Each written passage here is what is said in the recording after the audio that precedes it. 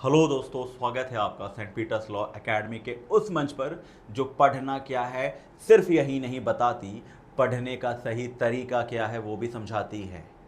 आज इस वीडियो पे मैं Prem Kumar, faculty Saint Peter's law academy, आपसे डिस्कस करने वाला हूं बड़े इंपॉर्टेंट टॉपिक को, और उस टॉपिक का नाम है जीएस, जनरल स्टडीज। और इस जनरल स्टडीज का जो अप्रोच है पीटी और मीन्स कैसे होगा। इट्स मीन आप जनरल स्टडीज एक ही तरीके से पढ़ते हुए पीटी कम मेंस को कैसे टारगेट कर सकते हैं। आपके माइंड में एक फियर है, एक डर है, और डर इस चीज का है कि मेरा जनरल स्टडीज बहुत वीक है, मेरा जनरल नॉलेज बहुत वीक है, मैं पीटी की तैयारी कैसे करूं, मेंस की तैयारी कैसे करूं, मैं किस तरीके से पढ़ूं कि उसी से मेरा पीटी हो जाए और उसी से मेरा मेंस हो जाए। ये एक फियर है, एक डर है, और यही डर आपको आपके सिलेक्शन के बीच में बैरियर क्रिएट करता है, और आप कहीं ना कहीं उसी जनरल स्टडीज के फियर से आप चूक जाते हैं। तो इस वीडियो से आपके उसी डर को कम करने का एक छोटा सा प्रयास किया गया, एक छोटी सी कोशिश की गई है कि जुडिशियल सर्विस की तैयारी चाहे आप किसी भी इंडिया के किसी भी स्टेट से कर रहे हो, किसी भी स्टेट को टारगेट कर रहे हो, अगर उस स्टेट में जनरल स्टडीज और जनरल नॉलेज है तो उस एक अप्रोच को अपनाते हुए, और वो एक अप्रोच क्या होगा जिससे आप PT as well as mains को एक साथ टारगेट कर सकते हैं। तो चलिए स्टार्ट करते हैं बिना ज्यादा वक्त बर्बाद किए। तो सबसे बड़ा सवाल है, अगर आप इंडिया के किसी स्टेट के जुडिशियल सर्विस को टारगेट कर रहे हो तो सबसे पहले जरूरत है उसके सिलेबस को चेक करना, और आप ये चेक करेंगे कि उसके पीटी कम मेंस में क्या लिखा हुआ है, either general knowledge or general studies. And the main question is, what is general knowledge or what is general studies? क्या पीटी में जनरल नॉलेज लिखा हुआ है या जनरल स्टडीज लिखा हुआ है, या मेंस में जनरल नॉलेज लिखा हुआ है या जनरल स्टडीज लिखा हुआ है, या दोनों में कोई एक लिखा हुआ है? तो सबसे पहले मैं आपको बताऊं कि ये जो जनरल नॉलेज है, it's mean the factual part, the fact. It's mean who was the first Prime Minister of India? Pandit Jawaharlal Nehru. This is the fact. Okay. Who was the first President of India? Dr. Rajendra Prasad was the first President of India. These are the fact. When Mahatma Gandhi born, 2nd of October 1869. This is the fact. ये GK है, यही fact है. And the definition of GK is you know the fact. Or what is general studies then? तो general studies is a concept of what? Concept of fact. वो क्या है? अगर आपने अभी पढ़ा है कि okay, first prime minister, first president, so tell me the election process of prime minister of India, tell me the election process of president of India, explain the whole election process of president of India.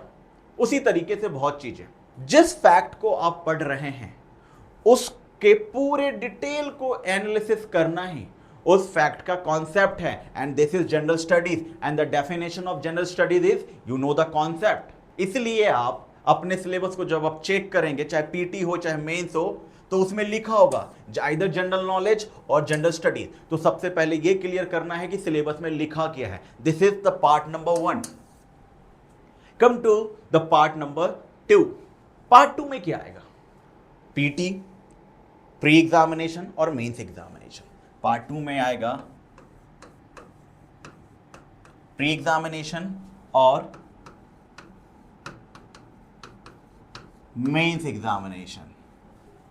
Okay, part 2 में आएगा pre as well as mains. अब इसमें जो main चीज है, either GK हो या general studies हो, the common area, the common portion and the common syllabus is history, polity, geography, economics, science and environment, and the last one is current affair. These are the major area either we are covering general knowledge और general studies, यही पढ़ना है, fact और concept. क्या करना है? Either we are discussing about the general knowledge, it's mean you know the fact, and the fact is when Mohandas Karamchand Gandhi born, Mahatma Gandhi ji का जन्म कब हुआ? This are the fact, 2 October 1869। But the question is, Mahatma Gandhi ने 1917 में चंपारण मूवमेंट क्यों चलाया था? Everyone knows it's happened in 1917 in the Bihar, and name of the place is Champaran. But why Mahatma Gandhi visit Bihar, and what was the purpose? It's mean we are discussing about the concept. गए कहाँ? चंपारण 1917। लेकिन क्यों गए, किस लिए गए, उस problem को रिजॉल्व कैसे किया? अगर कोई प्रॉब्लम था, उनको इनवाइट किसने किया? इनवाइट करने का मेन पर्पस क्या था? These are the whole concept of to invite Mohandas Karamchand Gandhi in Bihar. These are the general studies, and it's mean this is the concept. If we are discussing about polity, or which article of Indian Constitution talks about the abolishment of untouchability? Everyone knows Article 70. ये तथ्य है, ये fact है। But why we have this specific provision under Article 17, abolishment of untouchability, or which article of Indian Constitution talks about the abolishment of titles? क्यों रखा गया? जब इसके कॉन्सेप्ट पे जाते हैं तो this is general studies, polity, geography. Everyone knows about the cottons, कपास। किस कपास के प्रोडक्शन के लिए कौन सा सॉइल इंपॉर्टेंट है? Black soil. Everyone knows, we also called him regur soil. But the question is, in the aspect of general studies, why we call him black soil, why we call him regular soil, what is the essential ingredient of the black soil? और ये UP mains का question है, मेरे नहीं है कि मैं बना रहा हूं। ये सारे क्वेश्चन यूपी, बिहार, जहां जहां पे जनरल स्टडीज का दबदबा है, वहां पर ऐसे सवाल पूछे गए हैं।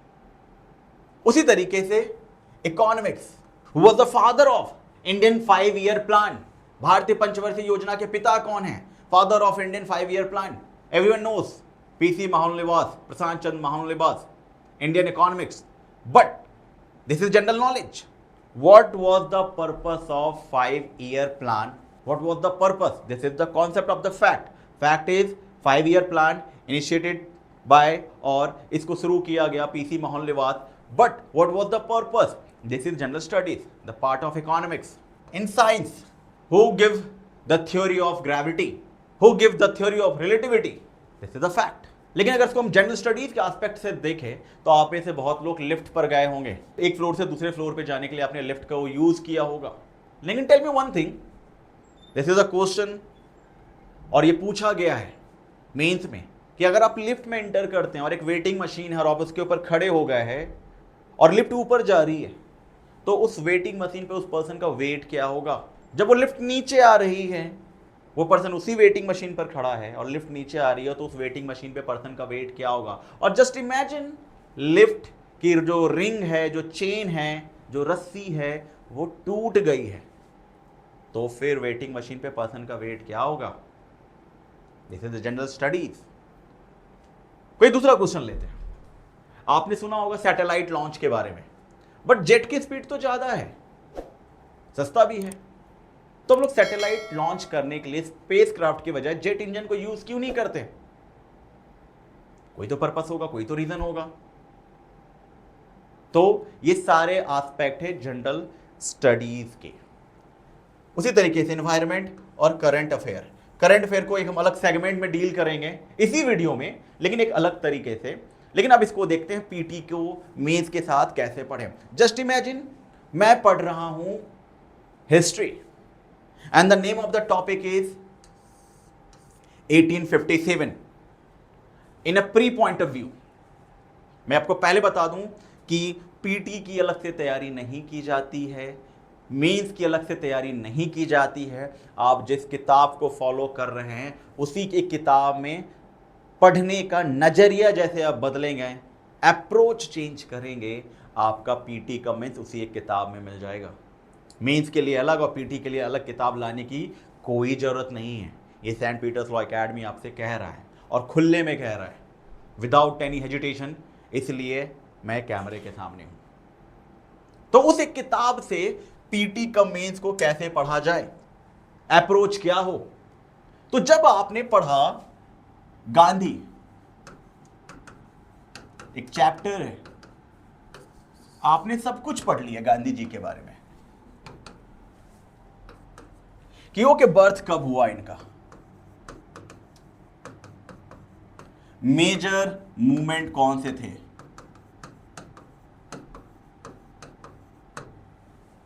कंट्रीब्यूशन भी पढ़ लिया,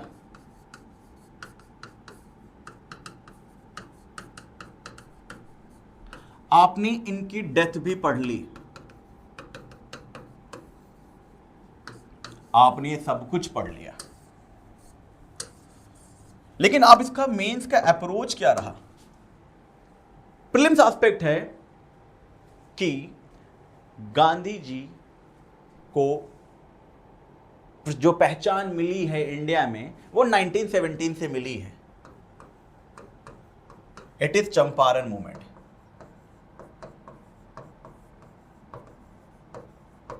चंपारण मूवमेंट एवरीवन नोज। और ये पीटी का सवाल है कि गांधी जी ने इंडिया में पहला मूवमेंट कहां चलाया था, चंपारण 1917 इन बिहार।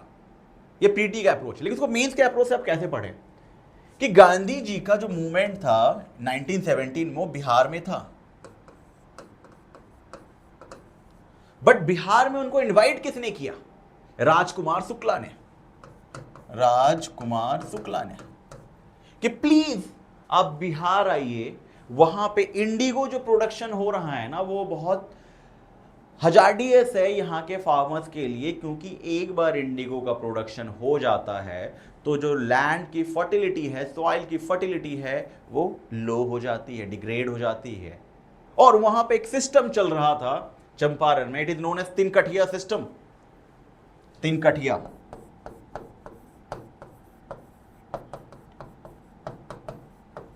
तिनकठिया सिस्टम। इट्स मीन आपको अपने लैंड के 1/3 एरिया पे आपको इंडिगो का प्रोडक्शन करना पड़ेगा और it is compulsory for each farmer. तो आपने सिर्फ पढ़ा 1917 चंपारण मूवमेंट, लेकिन जैसे आपने उसको कवर किया, आपने उसके साथ साथ उसके मेंस के अप्रोच को भी कवर कर लिया है। आपने उसमें पीटी के उस पॉइंट से मेंस के उस पॉइंट को निकाला। पीटी क्या था, 1917 Champaran movement invited by Rajkumar Shukla, but why he invited, what was the purpose, indigo movement. In second question, Gandhi ji ने मोस्टली मूवमेंट्स क्यों चलाए, what is the definition of movement, क्या है आंदोलन। तो आंदोलन जो करंट सिस्टम सिनेरियो स्टेबिलिटी जो चल रही है उसमें कुछ अब बेसिक चेंज करते हुए उस सिस्टम को एक्सेप्ट कर लेते हैं। इसलिए गांधी जी ने मोस्टली मूवमेंट चलाया था। अगर वो चंपारण भी गए थे इंडिगो के रिवोल्ट में या इंडिगो मूवमेंट में गए थे, रिवोल्ट नहीं कहूंगा उसे, मूवमेंट कहूंगा, क्योंकि उन्होंने ये नहीं कहा कि please abolish this system, Tinkathia system, Indigo production करना जरूरी नहीं है। गांधी जी ने ये नहीं कहा। गांधी जी ने कहा थोड़ा सा कम कर लीजिए। फिर एक कमीशन बना, उसमें गांधी जी भी एक मेंबर बने कि ठीक है तिनकठिया पे नहीं होगा, कम होगा। उसी तरीके से गांधी जी ने अपनी लाइफ में आगे मूवमेंट चलाए। जो मूवमेंट चलाए, अब मैं एक बताऊं, Ahmedabad mill movement 1918 just after Champaran. अब 1918 में एवरीवन नोज महात्मा गांधी जी का जो सेकेंड एक इंडिया में मूवमेंट चला था, it was Ahmedabad mill movement, everyone knows. But आपको पता है कि वो क्यों चला था Ahmedabad mill movement? This is the general studies, this is the mains question. क्यों चला था? क्योंकि जो उस समय वहां पे प्लेग की महामारी, सब जानते कि प्लेग की महामारी फैल रही थी, जैसे अभी हाल ही में कोरोना फैल रहा था। तो वहां पर जो मील के लेबर थे, मजदूर थे फैक्ट्रीज के, उन्होंने डिमांड करी प्लेग बोनस के बारे में कि हमें प्लेग बोनस चाहिए। Owner of the factory completely denied, no I will not pay a single पैनी, 1 रुपया नहीं दूंगा, जो करना है कर लो। गांधी जी ने पार्टिसिपेट किया, सब कोई जान गए थे कि गांधी जी एक पर्सन जिन्होंने, जिनके कहने पर अंग्रेजों ने तिनकठिया सिस्टम बिहार में कम कर दिया, ना कि खत्म कर दिया, हमें उनकी जरूरत है। तो ये क्या है, गांधी जी को इनवाइट करने का एक पर्पस था कि he was a famous personality that time and already famous, चाहे वो साउथ अफ्रीका में उनका मूवमेंट रहा हो। फिर उन्होंने अहमदाबाद मील मूवमेंट में पार्टिसिपेट किया, अनशन भूख हड़ताल पर बैठे, हंगर स्ट्राइक पर बैठे, और वहां के बाद उन्होंने क्या किया, जो मिल ओनर की सिस्टर थी उन्होंने भी उन लेबर्स को सपोर्ट किया और गांधी जी के साथ अनशन में बैठी, तब जाकर के प्लेग बोनस बढ़ाया गया और उन्हें दिया गया। This was the reason behind the Ahmedabad mill movement in 1918। उसी तरीके से और भी सारी चीजें हैं, ये तो हमने सिर्फ एक हिस्ट्री पढ़ा है। उसी में अगर आप कोई भी एक टॉपिक उठाते हैं, आप उसके उस अप्रोच को, जो उसका डिस्क्रिप्टिव एनालिसिस है, उस फैक्ट का, उस डिस्क्रिप्टिव एनालिसिस को डिटेल में पढ़ें, अच्छे से पढ़ें, ताकि आपको, कहते हैं ना कि राजा और राजा को बनाने वाला दोनों अलग किरदार हैं। राजा को सब दिखता है, लेकिन राजा को, जो किंग मेकर जिसे कहा जाता है, उसे कोई नहीं जानता कि हु इज किंग मेकर। तो वही है जीके और जीएस में। GK is a king, everyone knows ये फैक्ट इस दिन हुआ, ये फैक्ट इस दिन हुआ, ये फैक्ट इस दिन हुआ, लेकिन ये फैक्ट क्यों हुआ, किस लिए हुआ, किस तरीके से हुआ, किंग मेकर के बारे में कोई नहीं जानता। General studies is a king maker. आप जब सिलेबस पे जाएंगे, इवन सिविल सर्विसेज में भी अगर आप प्रिपरेशन कर रहे हो, तो आप देखें उनके सारे सिलेबस के ऊपर एक ही चीज लिखा हुआ है, और इट इज जनरल स्टडीज, ना कि general knowledge. Okay, come to the next point.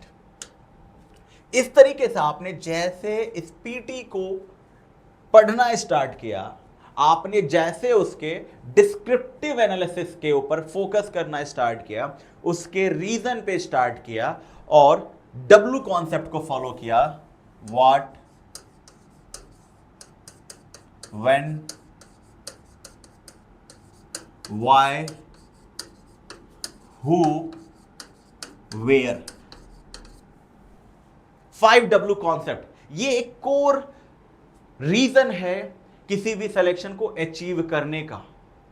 अगर मैंने हिस्ट्री पढ़ा है या फिर इसमें से कुछ भी पढ़ा है, तो वो क्या है, क्या 1857 revolt, why we called him a sepoy mutiny, some person called him a first war of independence.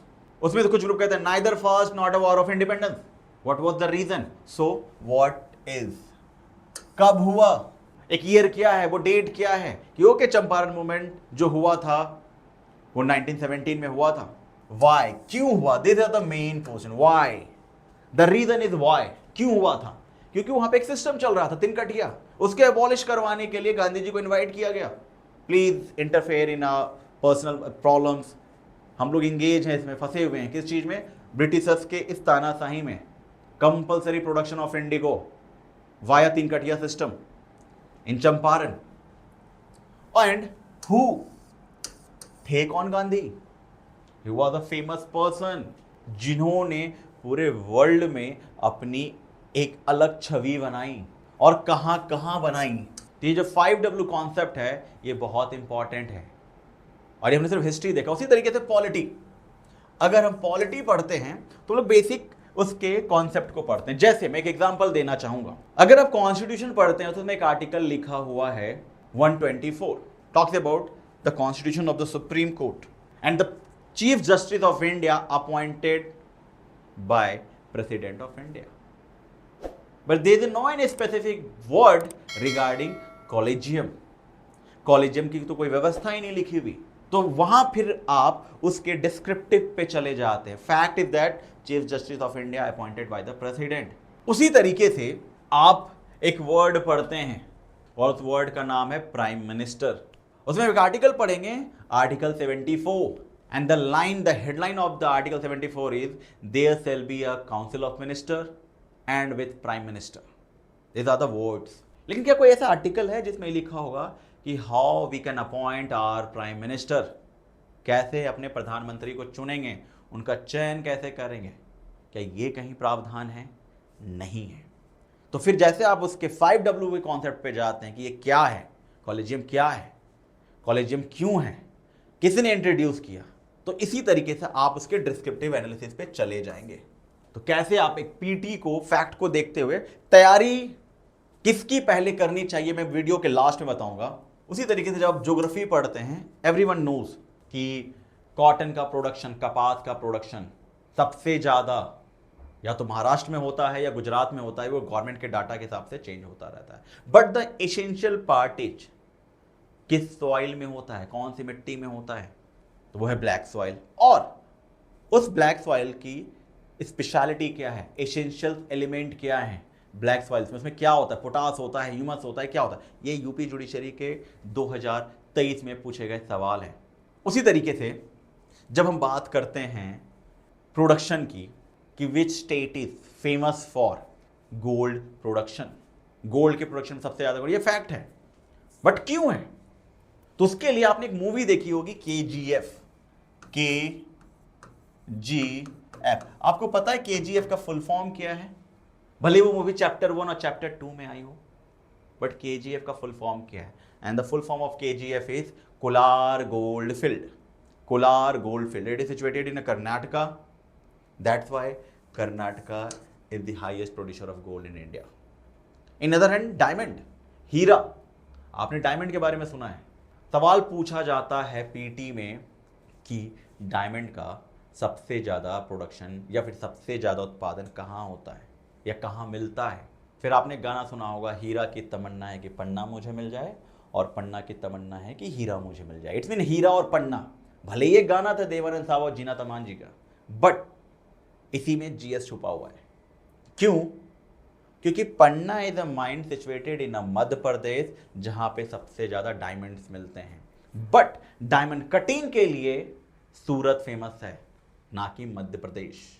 तो आप कैसे उसी एक पॉइंट को, फैक्ट को डिस्क्रिप्टिव वे में पढ़ते हैं, और खास करके साइंस के सवाल, क्योंकि बिहार में when you go for UP और बिहार, तो दोनों का स्ट्रक्चर थोड़ा अलग है, जो मैं समझाऊंगा थोड़ी देर में। उसी तरीके से साइंस, क्योंकि बिहार में 100 मार्क्स का साइंस का पेपर अलग से होता है मेंस में। पीटी में तो 30 मार्क्स आएंगे, बट मेंस में साइंस का 100 मार्क्स का पेपर सेपरेट होता है मेंस के लिए, और वो बड़ा स्कोरिंग होता है। तो एक सवाल है कि एक पर्सन, फर्स्ट ऑफ ऑल हम पीटी लेते हैं, कि एक पर्सन एक लिफ्ट में एंटर कर रहा है और वो वेटिंग मशीन पर खड़ा हो जाता है, और जैसे ऊपर जाता है तो वेटिंग मशीन पर जो भी वेट आ रहा है वो किस वजह से आ रहा है, तो the one line answer is the gravity, गुरुत्वाकर्षण का सिद्धांत, ग्रेविटी की वजह से आ रहा है। But the question in the mains point of view is, weighting machine पर जब व्यक्ति चढ़ता है, पर्सन चढ़ता है और वो लिफ्ट ऊपर जा रही होती है, तो ग्रेविटी की वजह से बढ़ता तो है, लेकिन ऊपर से जब नीचे आ रहा होता तो वेटिंग मशीन पर क्या वेट आएगा, रस्सी टूटेगी तो क्या वेट आएगा। तो मैं आपको बताऊं कि अगर एक लिफ्ट में, अगर ये एक लिफ्ट है, इसमें एक पर्सन वेटिंग मशीन पे खड़ा है,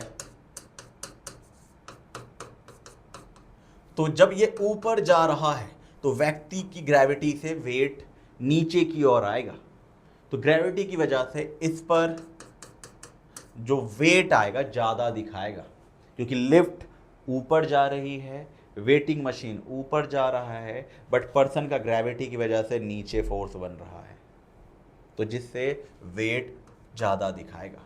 लेकिन जब वही लिफ्ट नीचे आएगी, पर्सन भी ग्रेविटी की वजह से नीचे आ रहा होगा और लिफ्ट भी नीचे जा रहा होगा, तो वेट कम दिखाएगा। लेकिन जब वो रिंग या वो रस्सी, वो चेन टूट जाएगा, तो वेटिंग मशीन पर वेट 0 दिखाने लग जाएगा या बहुत कम दिखाएगा। कारण क्या है कि एक फुल स्पीड में लिफ्ट, फुल स्पीड में पर्सन और फुल स्पीड में वेटिंग मशीन, तीनों नीचे जा रहे हैं, इसलिए वेटिंग मशीन पर वेट शायद 0 दिखाए। उसी तरीके से साइंस के और भी बहुत सारे सवाल हैं जिसको पीटी के अप्रोच से समझना और मेंस के अप्रोच से समझना बहुत ज़रूरी है, क्योंकि जब आप उस फैक्ट को रट रहे होते हैं तो आपको उसके कॉन्सेप्ट पर भी जाने की ज़रूरत है, और वो कॉन्सेप्ट ही आपको मेंस में लेके जाएगा। तो उसी तरीके से मैं अब बताऊं करंट अफेयर को लेकर के। करंट अफेयर जनरली क्या है, करंट अफेयर को हम 2 पार्ट में डिवाइड करते हैं, नेशनल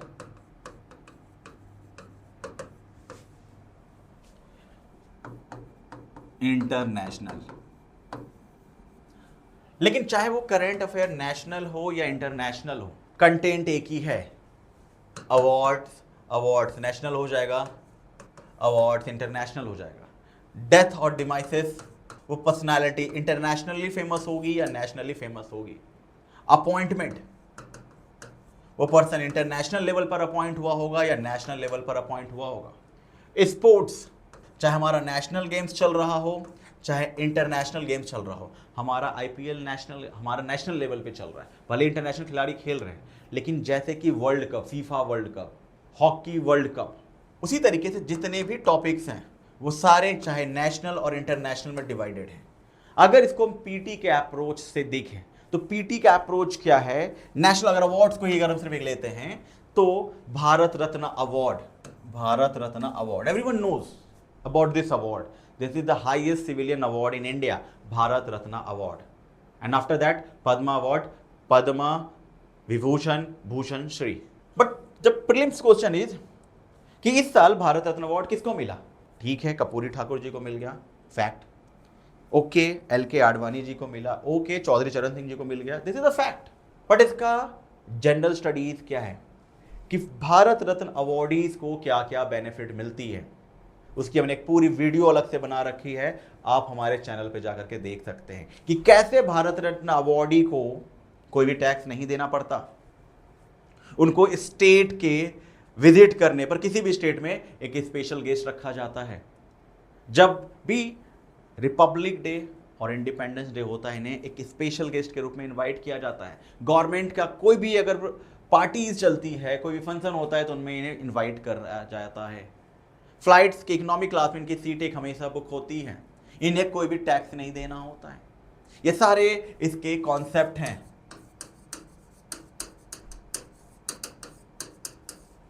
तो ये जो कॉन्सेप्ट हैं किस लिए हैं, क्योंकि आपने सिर्फ फैक्ट रटा है। तो इसीलिए अब मैं आपको बताता हूं मेन पॉइंट कि तैयारी सबसे पहले किसकी करनी चाहिए। तैयारी करनी चाहिए मेंस की, क्योंकि जब हम कहानी सुन लेते हैं, स्टोरी सुनते हैं, उस स्टोरी से फैक्ट निकालना बहुत आसान हो जाता है। तो तैयारी सबसे पहले, the first stage is mains and the second stage is prelims. तो इसीलिए जब भी आप तैयारी करें तो वो सिर्फ करें मेंस की, क्योंकि मेंस की तैयारी से ही आपको प्रीलिम्स के फैक्ट निकालने होते हैं। आपने गांधी जी की पूरी स्टोरी पढ़ ली, आपने 1857 रिवोल्ट पूरा पढ़ लिया, आपने ये भी पढ़ लिया कि लखनऊ से बेगम हजरत महल लड़ रही थी ब्रिजेश कादिर के लिए, कानपुर से तात्या टोपे लड़ रहे थे, झांसी से रानी की झांसी लड़ रही थी, ये फैक्ट है। लेकिन कॉन्सेप्ट क्या है कि कैसे डॉक्ट्राइन ऑफ लैप्स, हड़प की नीति की वजह से लखनऊ को युद्ध में शामिल होना पड़ा, क्योंकि जो लॉ बना था उस हिसाब से अगर स्टेट को फील होता है, इट्स मीन ब्रिटिशर्स को फील होता है कि वो स्टेट और वो प्रोविंस या वो रूलर मेरे हिसाब से ठीक से रूल नहीं कर पा रहा है, तो मैं उसके स्टेट को एक्वायर कर लूंगा, हड़प की नीति हड़प लूंगा। ये सारे कॉन्सेप्ट हैं, जनरल स्टडीज हैं। इसीलिए आपको फोकस करना होगा मेंस पर सबसे पहले। मेंस वो इंपॉर्टेंट सेक्टर है, मेंस वो इंपॉर्टेंट एरिया है जहां से आपको प्रीलिम्स के फैक्ट मिलेंगे,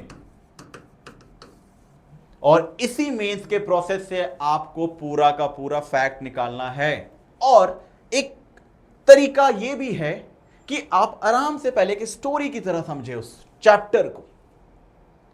जब आप उस पूरे चैप्टर को एक स्टोरी के वे में, एक कहानी के रूप में समझ लेते हैं, फिर आप उसके देखें प्रीवियस ईयर को, आपको खुद समझ में आ जाएगा आपके उसी स्टोरी के बीच में से प्रीलिम्स से सवाल उठाए गए हैं। तो मैं Prem Kumar, faculty Saint Peter's law academy, आपसे यही कहना चाहूंगा कि शून्य से सफलता की ओर तो बात सब करते हैं, लेकिन हम बात करेंगे शून्य से शिखर की। प्लेन टू पैरामाउंट की जर्नी होगी। सफलता का जो पहला कदम शून्य से चलेगा, हम उसे शिखर तक लेके जाएंगे। इसीलिए तैयारी मेंस की होगी और उसी मेंस से प्रीलिम्स निकलेगा, और आप इसी अप्रोच से आगे जाते हुए अपने डेस्टिनी, अपने ड्रीम, अपने लक्ष्य तक जरूर पहुंचेंगे और उस जर्नी में सेंट पीटर्स लॉ एकेडमी आपके साथ हमेशा रहेगी। जय हिंद, वंदे मातरम।